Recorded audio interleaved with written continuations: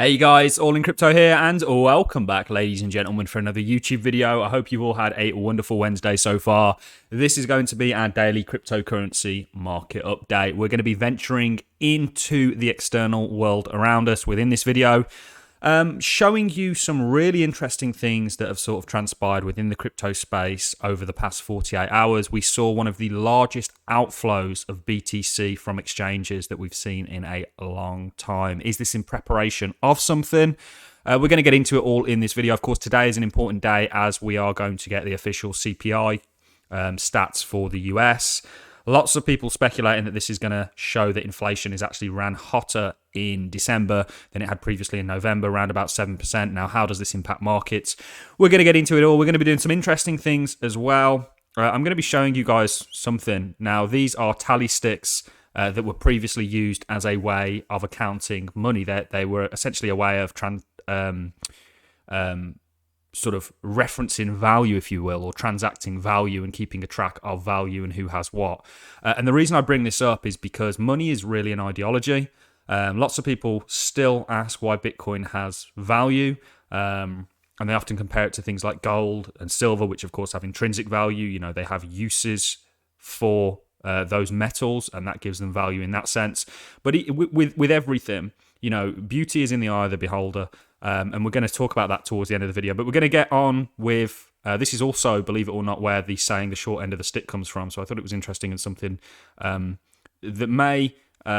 very correlated with what Bitcoin's currently trying to do in regards to establishing itself as a store of value or a monetary system, really a way of accounting value. So let's start. Let's take a look at the overall market. It's a little bit more perky today. People are kind of speculating that due to, you know, we're seeing a bit of an uptick in regards to what's going to be announced with the Federal Reserve. Lots of people saying that they're behind the curve and so on and so forth. The Federal Reserve are playing this kind of game of bluffs, really. They can't up interest rates too much because it would cripple emerging nations. They also own debt themselves, so their servicing of that debt would become more expensive.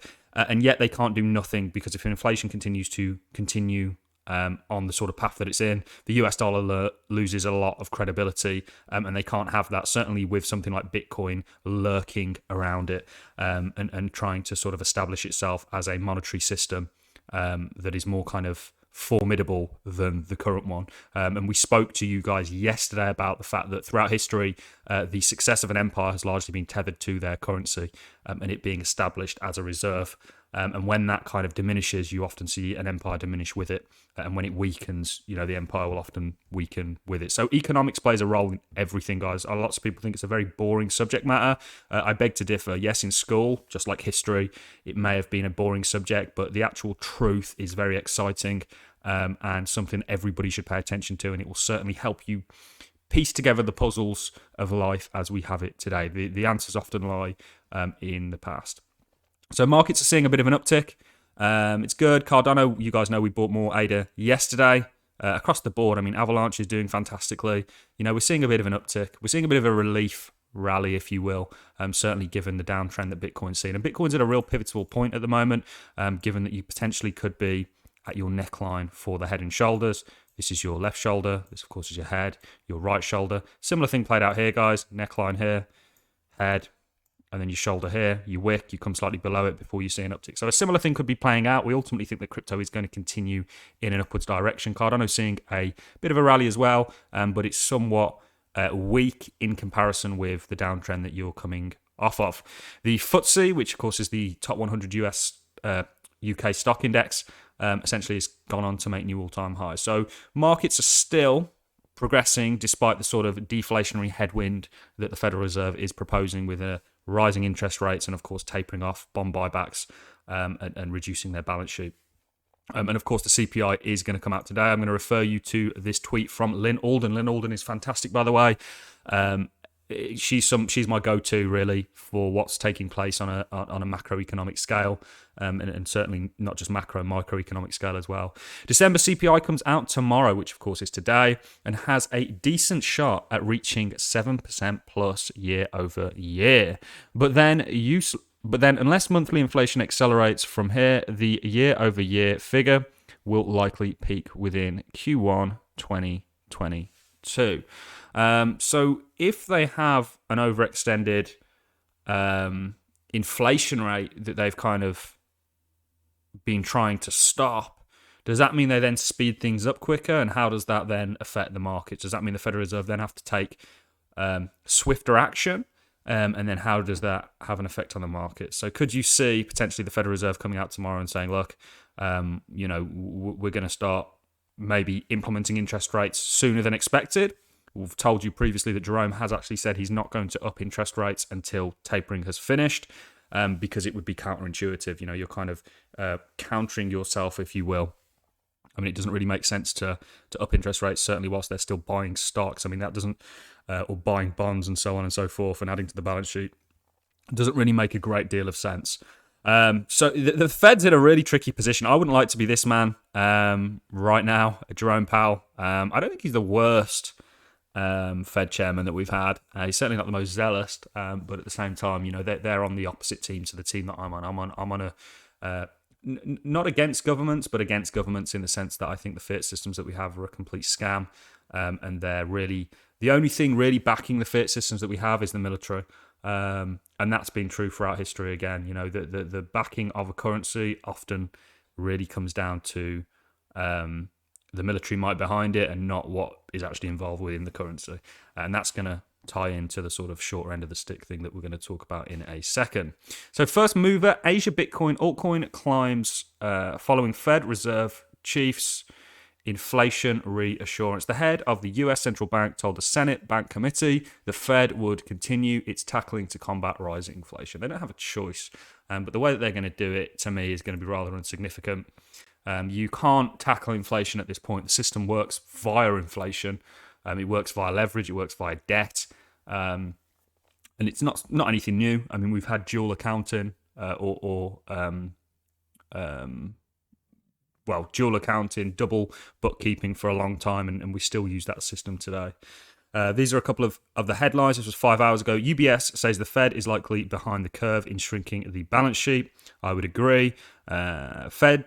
Powell says rates hike, tighter policy will be needed to control inflation. And that's what I'm saying. If the inflation rate comes out a lot higher than they would like it to be, that then means they have to take precautions to clamp down on it sooner. So could that be a speeding up of tapering? Could that be maybe saying, okay, we're going to speed tapering up and maybe instead of at the end of March or March sometime adding an interest rate hike, do that sooner? So this is all things we need to watch out for, and this ties in. This is from the IMF. This is from the Bitcoin Archive. Fantastic guy on Twitter, a guy or girl, I'm not sure. The IMF: Bitcoin has matured to be an integral part of digital asset revolution.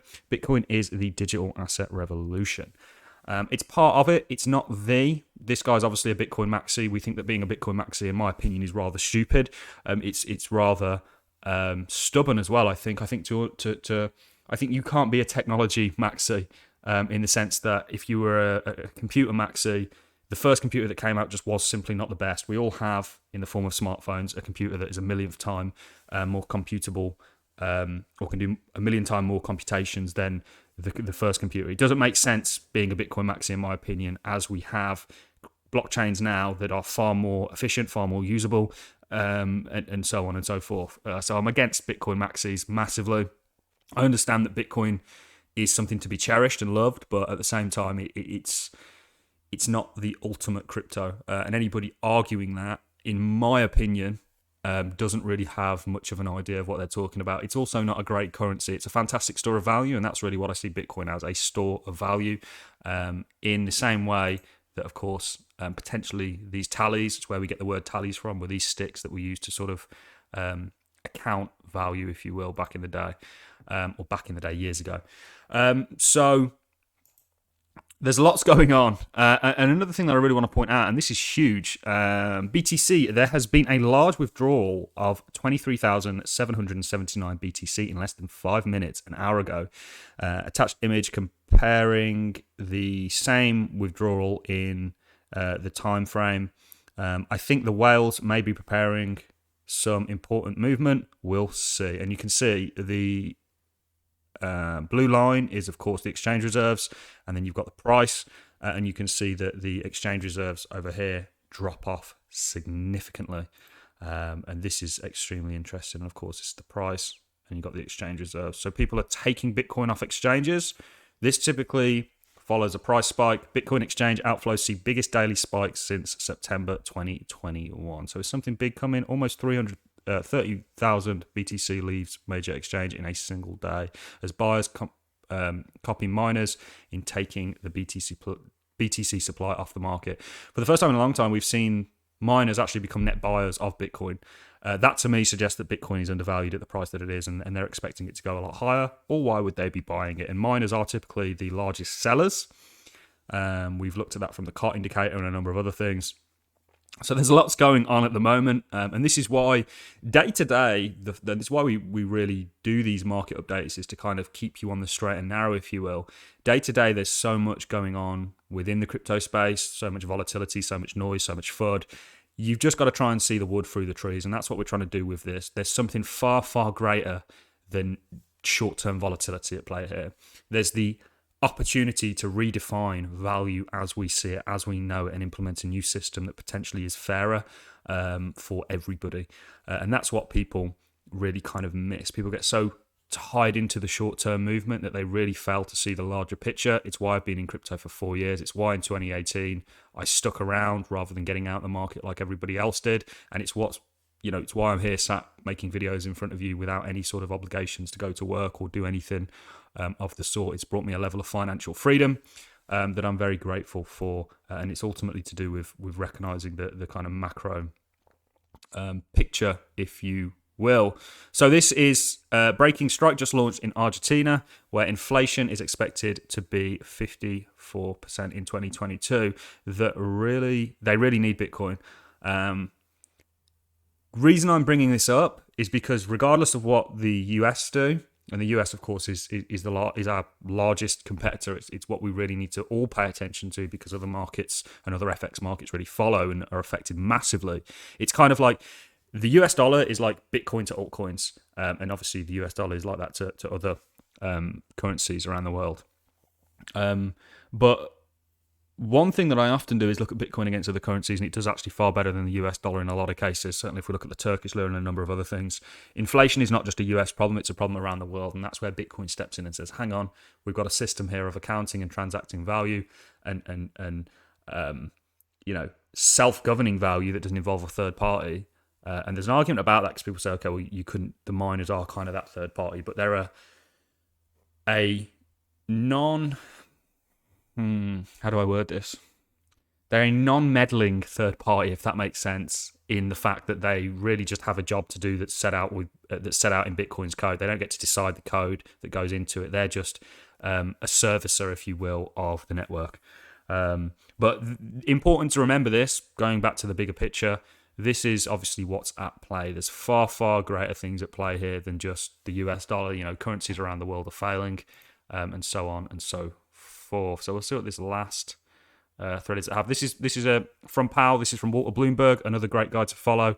Powell, we will probably remain in an era of very low interest rates.